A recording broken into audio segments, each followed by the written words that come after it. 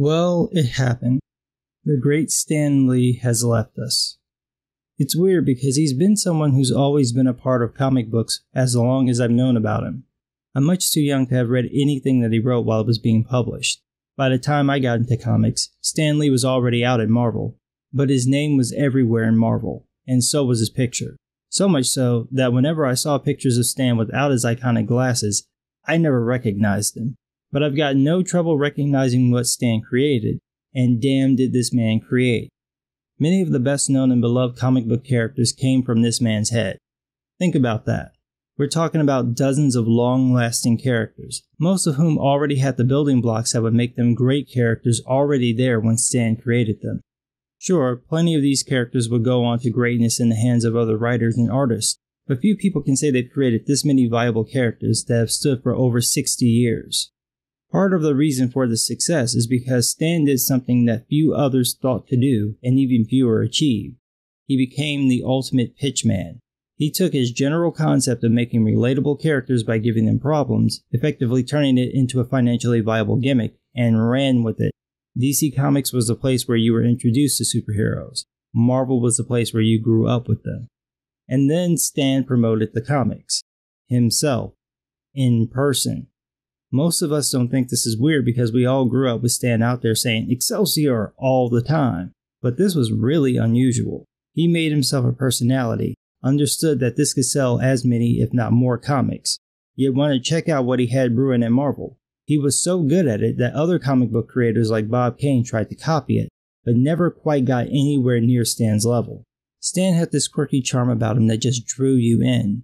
His cheesiness was part of it, totally deliberate too. He knew what he was doing, and damned if it didn't work. He also had the balls to go for what he thought was a good idea and fight for it, be it a spin-off publishing line, new characters, or ignoring the Comic Code Authority when he wanted to publish an anti-drug story and they didn't want to let him do it because they talked about drugs. This man's legacy will reach well beyond his long life. Even if his name is forgotten, which I don't think is very likely, his characters won't be, and neither will his impact on modern storytelling. Yeah, most of what he wrote doesn't hold up to today's standards.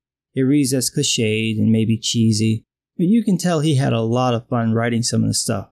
I keep thinking about his Fantastic Four stories and how the Thing was this massive emo boy. Seriously, he made Eeyore from Winnie the Pooh look like a Care Bear.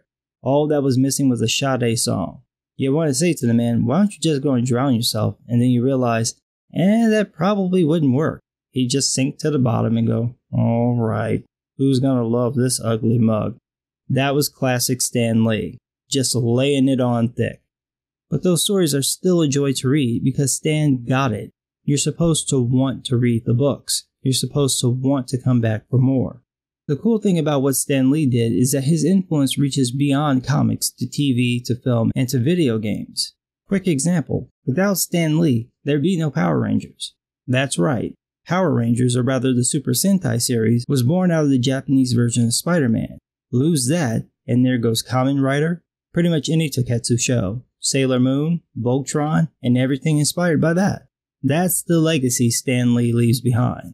Damn near every popular franchise has been influenced by one of his creations. Stan Lee is one of the few people who actually deserve much of the praise and attention he's gotten. But of course, people are gonna be people, so it didn't take long for folks to start trashing the man after he died. And I'm not talking about hours after he died, I mean within minutes. This went on for the rest of the day with prominent people like Tom Brevoort, a guy who genuinely owes his livelihood to Stan Lee, taking shots at the man. And many of these people are the same ones who whined about James Gunn being fired from Guardians of the Galaxy. Now they're gleefully trashing the man who made those characters possible. And they couldn't wait a day. Not even a day to do it.